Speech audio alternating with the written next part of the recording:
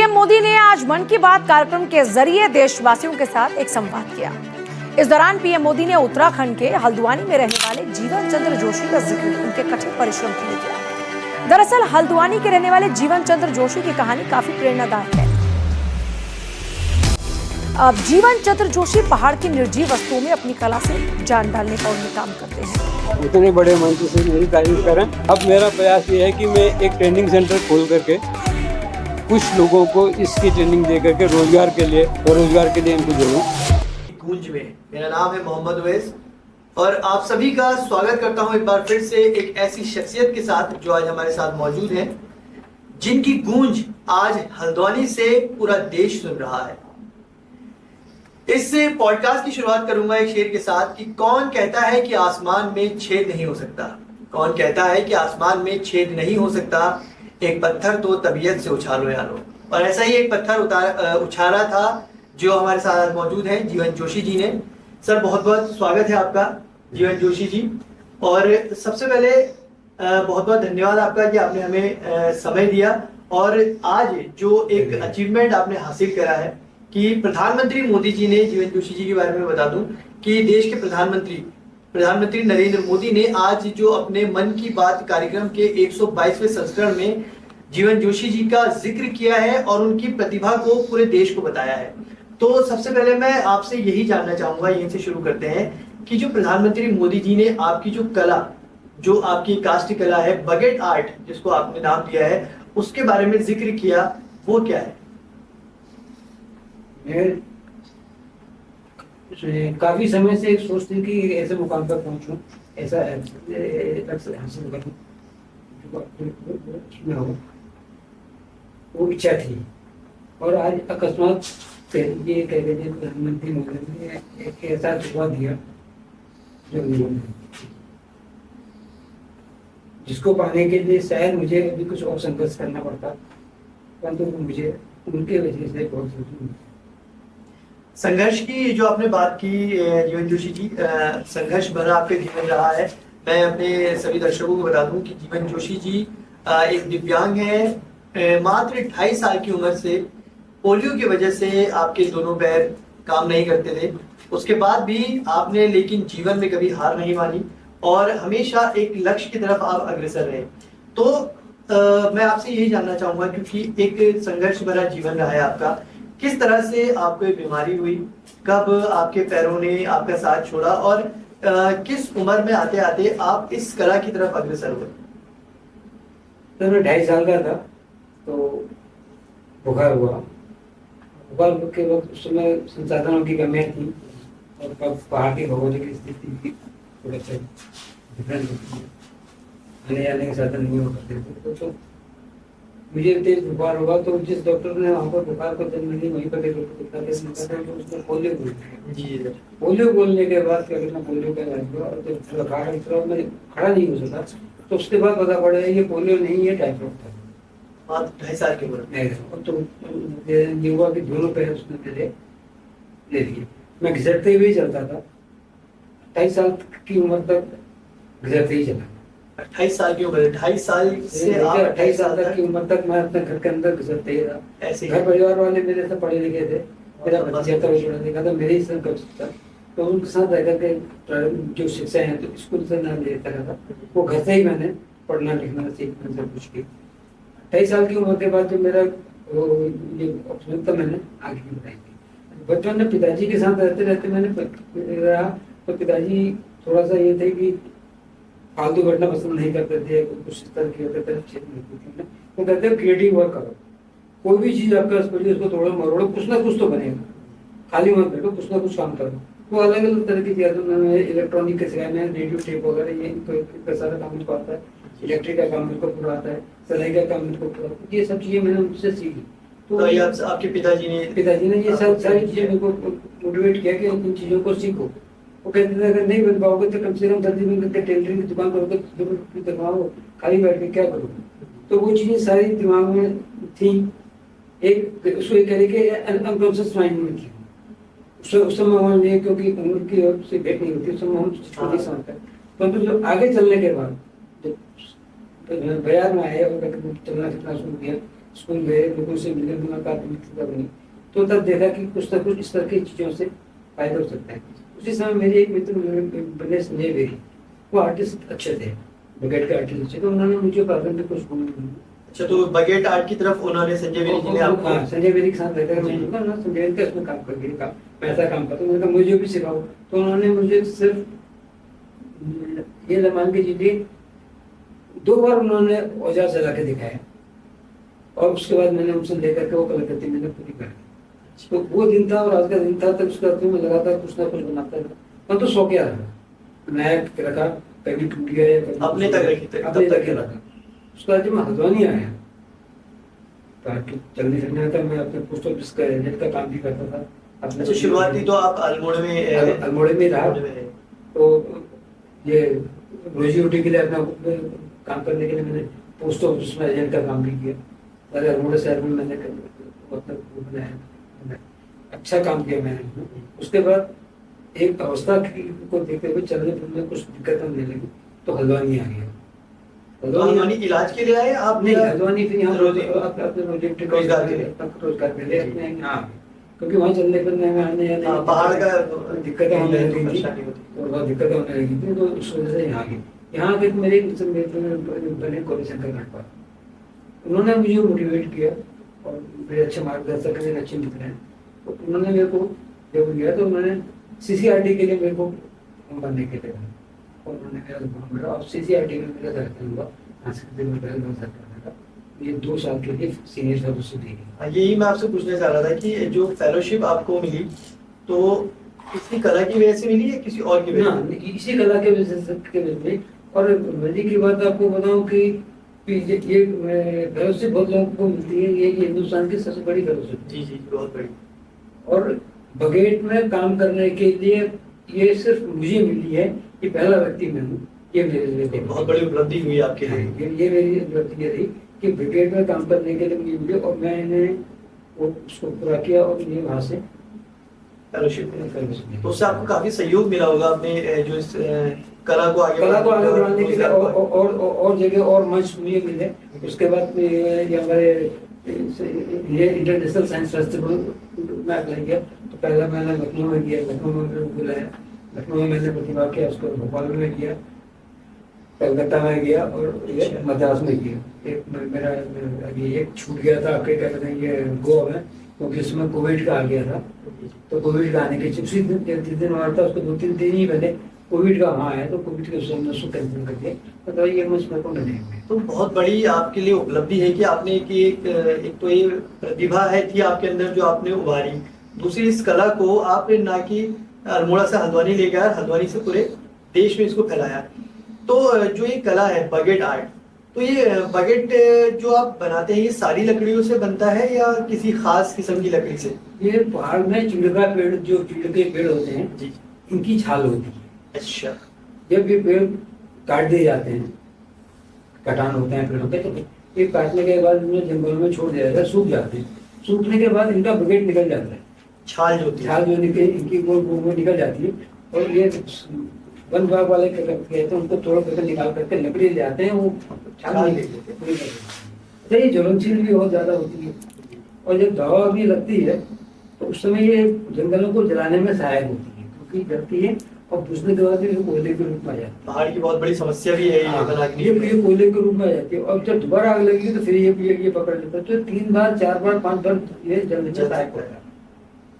अगर हम इस बगेट को जंगल से निकाल करके बाहर ले आए और इस तरह की क्रिएटिविटी कर करके इससे नया आइटम बना दें, तो इससे हमको कई फायदे। एक तो हमारे जंगल की सुरक्षा रहेगी, और दूसरा हमारे सारे प्रोडक्ट जो हैं ये इको फ्रेंडली हैं, पर्यावरण को कोई नुकसान नहीं। जब हम जंगल से निकालते हैं बगेट को बाहर ले आते हैं, तो हम जंगल में पर्यावरण की सुरक्षा कर रहे हैं। तो ये बगेट लेने आप बता रहे हैं, जो चीड़ की छाल होती है, तो आप खुद जाते हैं जंगल में या किसी के माध्यम से आप मंगवाते हैं? मेरा तो जाना जी, हमें इसीलिए पूछा मैंने। तो इसमें पहाड़ के अंदर में औजारों को काटने के लिए, औजारों में ध्यान रखने के लिए एक खास होती है, वो आफर होता है। आफर में क्या करते हैं, ये बगेट ही जलता है। आफर में बगेट इसलिए जलता है क्योंकि एक बार आपने आफर में बगेट जाकर आपने रन करके इसको जलाया, उसमें आग जली, आपका लोहा गर्म हो गया, आपने पीट करके औजार बना दिया, वो बुझ गई, आपने फिर जलाई, फिर जल्दी, तो कई बार आपने बताया कि कई बार जल सकता है, एक बकेट कई बार 2-3 बार जल सकता है, कई बार जल करके क्या कहते हैं वो उसको कर देता है। मतलब एक अच्छा ईंधन भी है अपने आप हाँ, में। ये ईंधन के तो वो लोग जो लाते हैं वो मोटे और अच्छे बकेट ले जाते हैं, उन लोगों को तोड़े जाते हैं, तो उन लोगों से मेरे कॉन्टेक्ट, आपने उनसे संपर्क भी करा? उन लोगों, क्योंकि मैं जैसे स्कूलों में, कभी कोई स्कूलों में मेरे को मिल गया, मौका मिल गया, तो मैं बच्चों को जाकर ट्रेनिंग दे देता हूँ। अभी डिग्री कॉलेज में जाकर मैं बीएड के स्टूडेंटों को मैंने ट्रेनिंग दी, या आपके केंद्रीय विद्यालय यहाँ पर मैंने बच्चों को ट्रेनिंग दी। तो ये ट्रेनिंग देने के उपरांत जो ये आता है तो इसका काम, बकेट का जो काम है, बकेट का काम बहुत चल रहा है अपने आप में। एक तो इसमें लागत नहीं है, लागत में मतलब ये है जो हमने देना है हाथ से लाएगा उसको देना है। और मेरा मोटो क्या है कि क्या कहते हैं कि हर एक को रोजगार देते हैं, किसी से फ्री में काम नहीं करा। अब जैसे वो बकेट लेके आता है, बकेट लेके आया, उसने बकेट आपकी दुकान पर रख दी, मैंने बकेट लाने के पैसे उसको दे दिए। अब आपकी दुकान में, आपकी दुकान से आप क्या होगा कि उसको उठा करके आप गाड़ी में डलवाएंगे, आपने बहुत किया ना, तो 10 रुपये आपके लिए, उसके बाद गाड़ी वाले के, फिर वो जो बकेट को छिलवाता हूँ जिनसे, उनको देता हूँ, फिर कड़े को बाकी में, मतलब रोजगार भी मिल रहा है। हाँ, मैं चाहता हूँ कि इससे लोगों को थोड़ा सा रोजगार भी मिलेगा। और हाई स्कूल, इंटरमीडिएट या पास जो बच्चे हैं जैसे हमारे, ये तो नौकरी के लिए बाहर बात है, ये तो नौकरी के लिए, और तो जो कम पढ़े लिखे लड़के हैं आते हैं, जो हल्द्वानी में आकर के मजदूरी कर रहे हैं या कोई इस तरह के काम कर रहे हैं, तो उन लोगों को अगर हम वहीं पर दे दूँ 500 रुपये में, गाँव से आकर के हल्द्वानी में कर अपना घर छोड़ के आ रहे हैं, वही 500 रुपये अगर मैं उनको घर में दे करके उनको सिखा दूँ, 500 रुपये उनके घर में दे दूँ, तो कितना पलायन भी रुकेगा, रोजगार भी मिलेगा, और जी ये आपने बहुत बड़ी बात की, क्योंकि पलायन तो इस वक्त बहुत बड़ी समस्या है, खासकर पहाड़ों के लिए। अगर घर में ही आदमी का अच्छा रोजगार मिल जाएगा तो पलायन अगर चाहें तो 1 सेकंड में रुक सकता है, कोई दिक्कत नहीं है। आप पलायन कब करेंगे? जब आपको संसाधन नहीं मिलेंगे। अगर आपको संसाधन वहीं पर उपलब्ध करेंगे तो आप क्या को पलायन करेंगे? बिल्कुल, घर में अगर संसाधन मिल जाए तो आदमी बाहर, गाँव के अंदर संसाधन नहीं, हम बैठते हैं दिल्ली मुंबई में बैठे, हम वहाँ के हिसाब से देख रहे हैं, गाँव के अंदर में तो वो चीज नहीं है। तो पलायन रोकने के लिए कुछ ना कुछ प्रयास तो करना ही पड़ेगा। बिल्कुल।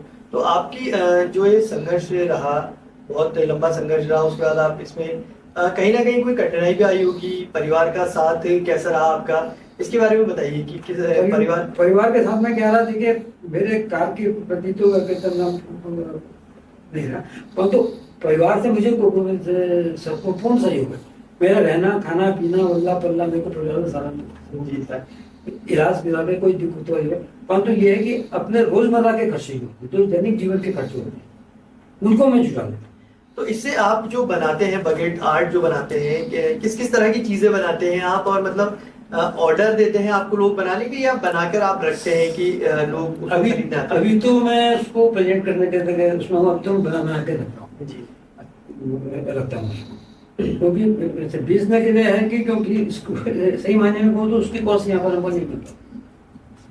बाहर अगर हम जिस सामान को लेके जाएं तो हमको उसकी भरपूर कॉस्ट मिलती है। यहाँ पर क्या है कि अब एक स्पर्श कीजिए, मैंने एक आइटम को बनाने में मेरे 3 दिन लगे, तो अगर आप एक मजदूर की हैसियत से भी देखना है तो 1500 रुपये का तो वो आइटम हुआ, 1500 रुपये की तो मजदूरी हुई इसमें, प्लस मटेरियल है और अपने दिमाग और पसंद की। तो कलाकार की वैसे भी देखा जाए तो कला की कोई कीमत वैसे भी नहीं होती है। मैं ये पूछना चाहूंगा कि बकेट आर्ट की जो गूंज है, जो इसकी धमक है, वो प्रधानमंत्री मोदी तक कैसे पहुंची, जिन्होंने अपने मन की बात कार्यक्रम में आज आपका जिक्र किया है? इसमें मेरी, जहाँ तक मैंने कहता है, इसमें मेरी न्यूज थी कि कितने उस न्यूज को आगे बढ़ाया हुआ है, पत्रकार महोदय हैं, उन्होंने उसको डीडी न्यूज को लगाते, तो उन्होंने उसको आप वहाँ तक पहुँचाया। क्योंकि हल्द्वानी जैसे एक छोटे से शहर से एक इस तरह की कला को प्रधानमंत्री मोदी अपने मन की बात कार्यक्रम में, जो उनका एक बहुत अच्छा प्रयास है लोगों तक अपनी बात पहुंचाने का, उसमें अगर आपका जिक्र हुआ है, कहीं ना कहीं उन्होंने भी सोचा होगा कि इस कला में कुछ तो है। सर, ये तो बहुत ही बड़ा सौभाग्य है जी, मतलब एक ऐसा शख्स जो कि क्या कहते हैं तो दुनिया में सारे जाना जा रहा है, बिल्कुल, बिल्कुल। उनका कहते हैं मेरी क्लिप उठा कर दिखा करके मेरे लिए कार्यरत करता है, तो उसका इसका मतलब उस आदमी के उसमें दिल में लोगों के लिए कुछ करने की इच्छा है। जी जी बिल्कुल। और जब आपने सुना है कि प्रधानमंत्री मोदी जी के मन की बात कार्यक्रम में उन्होंने आपका जिक्र किया है, तो वो कैसा आपका अनुभव था, कैसी फीलिंग थी आपकी? सर अनुभव क्या बताऊँ, मैं अपने कार्यशाला में कार्य कर रहा था, मेरे पास एक फोन पत्रकार माध्यम का फोन आया, उन्होंने कहा आपका ये आया, उसमें देखी, मैंने फोन उठाना शुरू किया, तो उसके बाद जो बेल बजनी शुरू करी और जो लोग आए मेरे पास पत्रकार लोग आए, तो मैंने अभी तक वो क्लिप नहीं देखी सर। अच्छा, अभी तक आपने मतलब इतना उसका मतलब पहले इतना प्रचार हो गया कि आप अभी तक वो क्लिप नहीं देख पाए? मैं अभी तक उस क्लिप को करके उसको देख नहीं पाया। अच्छा, तो उसके बाद किस किस तरह के लोग, अधिकारियों का और राजनीति से जुड़े हुए लोगों का, सामाजिक लोग, किसके आपके पास लोग, किस तरह के लोग पहुंचे तब ये से? सभी आए थे, इसमें हमारे सांसद महोदय आए थे जी जी। और प्रजा सिंह जी हमारी ये आई थी, उद्योग केंद्र से आए थे, जैसे बचपन तो जितने भी अधिकारी सभी आपको और शुभकामनाएं देने के। हाँ सर, शुभकामनाएं देने और सब मिलने आए थे मुझसे, सबने पूछा मुझसे कि क्या है तो रिपोर्ट लेकर गए हैं, रिपोर्टिंग करेंगे, तो सब ने यही आश्वासन दिया है कि हम आपका सहयोग पूरा सहयोग करेंगे, जहाँ तक सकता है हम आपको सहयोग देंगे। मेरी बेसिक इच्छा ये है कि मैं एक ट्रेनिंग सेंटर इसी बगेट आर्ट का बगेट आर्ट का ट्रेनिंग सेंटर खोलने के बाद उसमें अन्य क्राफ्ट को दिखा करके बगेट आर्ट को उसमें ट्रेनिंग करके के लोगों को सिखाऊं और उनको मोटिवेट करूं कि क्या कहते हैं, जब हमारा काम जैसे मैंने कप बनाना शुरू किया, मैंने एक कप बनाया, उसको बनाने में 2 दिन लगे और लकड़ी तो मैंने काटी ही सब, वही लकड़ी मैंने 4 कप की काटी, एक आपने बनाया, एक इनको बनाया, एक इनको बनाया, तो एक दिन में 4 कप बन गए।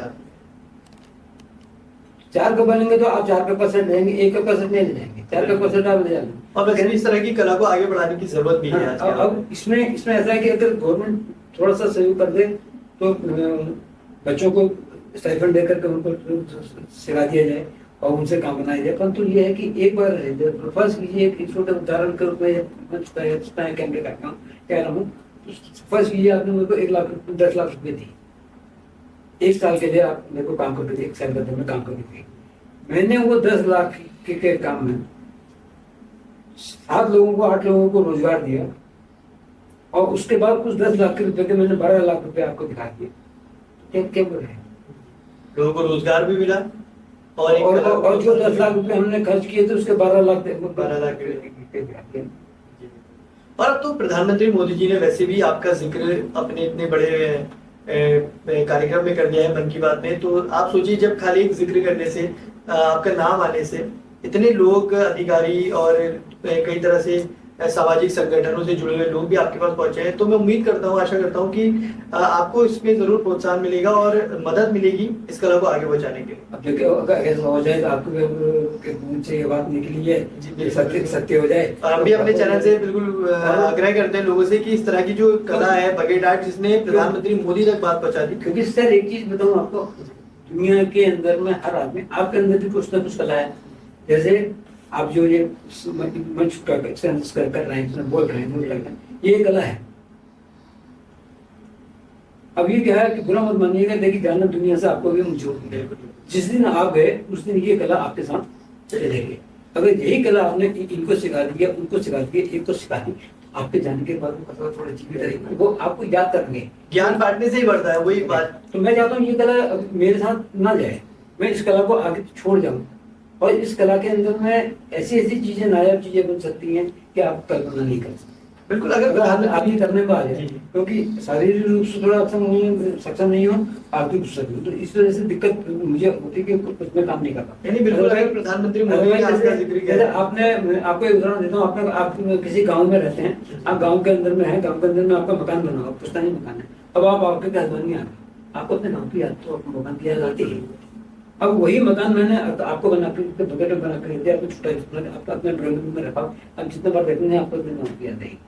और मेरी दुकान में ये मकान बना हुआ है, जो कि जोशी जी हैं, वो क्या कहते हैं, मुझे 1000 रुपये एडवांस देंगे, इसको कपड़े पे मुझे बनाइए, ये मकान जो है तो मेरे दादाजी का मकान है, क्या कह रहे हैं, कहने लगे इसमें एक पत्थर का फर्क नहीं है, ये बिल्कुल मेरे दादाजी का मकान है, इसको मेरे को दीजिए, आप 1000 रुपये रखिए और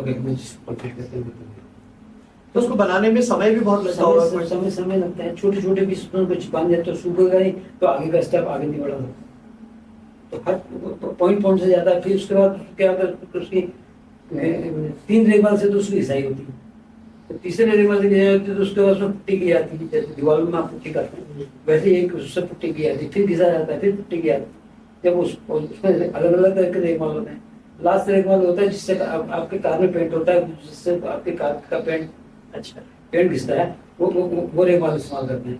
वो रेगमाल इस्तेमाल करने के बाद जब उसमें बॉर्निश कर दिया जाता है तो क्या कहते हैं, बिल्कुल चमकती चीज आएगी, और उसको आप उठा करके कहीं पर रख दीजिए।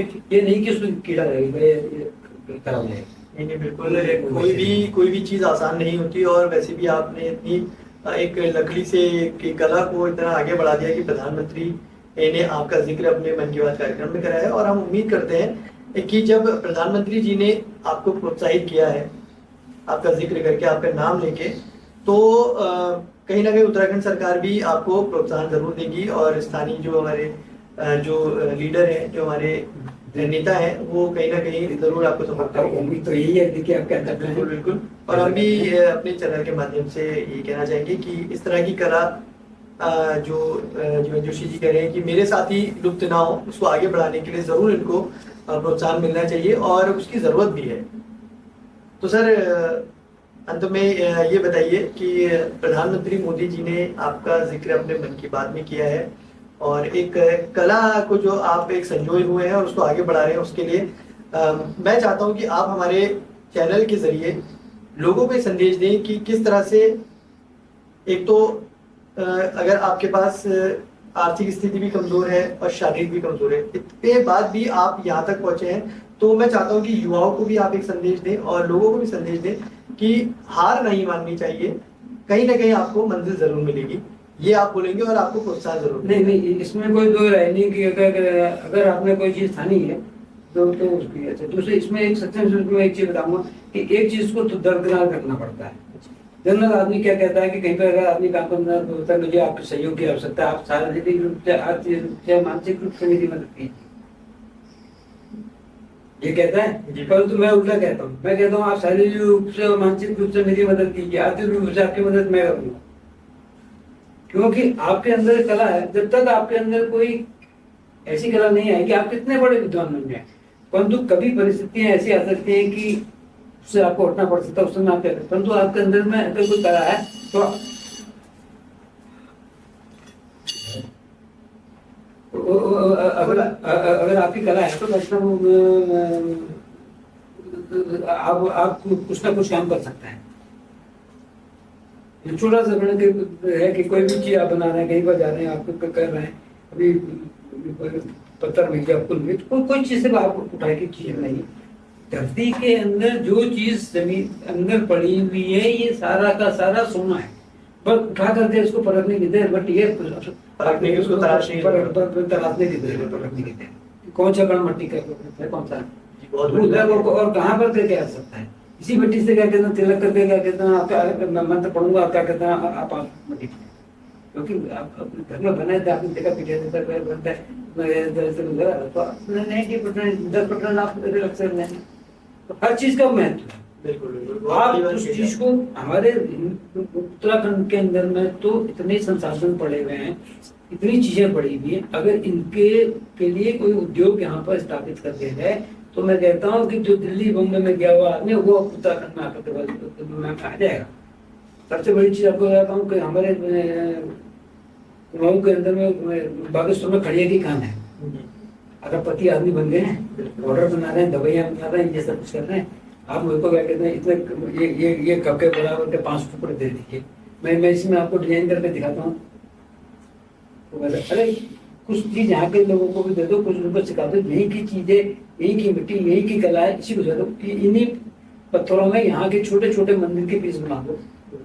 गोलू नेता का मंदिर है, चिताई का मंदिर है, बद्रीनाथ का मंदिर, इनको बना दो इसमें। जी, आपने बहुत अच्छी बात बताई, और ये भी संदेश दिया लोगों को और हमारी सरकार को कि किस तरह से उत्तराखंड से पलायन भी रोका जा सकता है, और किस तरह से इन छोटी-छोटी कलाओं को आगे बढ़ाकर युवाओं को रोजगार भी मिल सर सकता है। एक चीज आपको, आपने ये जब कहते हैं, आपको एक छोटी सी एक चीज और आपको बताता हूँ, चीड़ का पेड़। आज चीड़ के पेड़ के लिए अंदर गंगा की चीड़ का पेड़, ये पर्यावरण तो सही नहीं है, पहले बात से। 65 साल मेरे को हो गए। अब कोई प्रॉब्लम नहीं, चीड़ के जंगलों में रहते। चीड़ का पेड़, चीड़ की जड़, चीड़ का तना, चीड़ की छाल, चीड़ की पत्ती और चीड़ का फूल और चीड़ का बीज, सारे के सारे का कितना कार्य करती है। चीड़ के फल का जो बीज मिलता है उसको आज आपको बाहर खरबूजा कह करके दुकान मिलता है, हाँ। वही चीज उसको खा लीजिए, आपको कल 1000 रुपये हुए नहीं मिलेगा। तो पहाड़ में कुछ और नाम बोलते हैं उसको। हाँ, उसको शिवता बोलते हैं स्यूता हमारे यहाँ। स्यूता, हाँ। उसके फूल उससे आकृति बन जाती, लकड़ी इमारती है। जी। अच्छा, पत्तियों से कोयला बन रहा है, पत्तियों से क्या कहते हैं, एक से एक कलाकृतियां बन रही है, टोकरियां बन रही है, जाले बन रही है, सब चीज तो हर चीज जो है। और आज तक हमने देखा पहाड़ में का पानी की समस्या रही है, गर्मियों के अलावा पहाड़ के अंदर से सारा पानी पूरा पानी देता है, पूरे वातावरण को। और मतलब देखिए, हिंदुस्तान के अंदर में सबसे बड़ी समस्या ये है कि आदमी समझता नहीं, सैनिटोरियम हमारा जो बना हुआ भोपाली में चीड़ के गांव के पीछे बना हुआ। घरों के बीच में बिल्कुल सही बात है। तो जिन्होंने वो सैनिटोरियम बनाया है, चीड़ के जगह बनाया, उन्होंने ये सोच के तो बनाया कि जो यहाँ पर कुछ है तो कहाँ से नुकसान जाएगा। बिल्कुल बिल्कुल, आपको भौगोलिक स्थिति की भी काफी अच्छी जानकारी है वो कहाँ से लाके गाँव है। चीड़ के जंगल में। आज इतने समय तक आ गया, ऐसा पहले तो हमको मैंने कहा आ गया, इतने समय से मैं कितने की बजेंगे ना को देखो पहाड़ फल फूल है और आ जाए। वो लोगों का अपने अपने सोचने का तरीका है, कुछ उसको दूसरे तरीके से ले रहे हैं, आप उसको दूसरे तरीके से देखते हैं। लेकिन ये है कि लेकिन आपके जो संघर्ष की जो कहानी है, और मैं उम्मीद करता हूँ हमारे युवाओं को जरूर प्रेरित करेगी। और ठीक है, जीवन जोशी जी, हम आपको एक बार फिर से बधाई देते हैं और आपको शुभकामनाएं देते हैं कि प्रधानमंत्री नरेंद्र मोदी ने आपकी कला को सम्मानित किया और अपने कार्यक्रम में मन की बात में उसको संबोधित किया। और हम आशा करते हैं कि सरकार कहीं ना कहीं आपको इसके लिए प्रोत्साहित करेगी और इस कला को आगे बढ़ाएगी। बहुत बहुत धन्यवाद आपका हमारे स्टूडियो में आने का। मैं आपका वो आपके स्टूडियो का, आपके साथियों का धन्यवाद करता हूँ। आज मेरे को दो बहुत बहुत ऊर्जा मिली, एक मोदी जी से मिली और एक आपसे मिली। ये बहुत बड़ी मोदी जी से आपकी बात है, ये तो हमारे पूरे हल्द्वानी का उसके बाद आपके स्टूडियो में आकर के क्या कहते हैं, मुझे सामान मिला, मुझे स्थान मिला, इसके लिए धन्यवाद आपका। बहुत बहुत धन्यवाद। उम्मीद करता हूँ कि आगे भी सहयोग आपको मिलता बिल्कुल बिल्कुल, और हम फिर आपसे वादा, हम अपने दर्शकों से भी वादा करते हैं कि इसी तरह से छुपी हुई कलाओं को आपके बीच इसी तरह लाते रहेंगे और आगे फिर आपके सामने इसी तरह की एक शख्सियत लेकर जरूर आएंगे। और तब तक के लिए आप बने रहिए हमारे साथ और आपकी गूंज में आपको आपकी गूंज को इसी तरह से अपना प्यार देते रहिए। नमस्कार।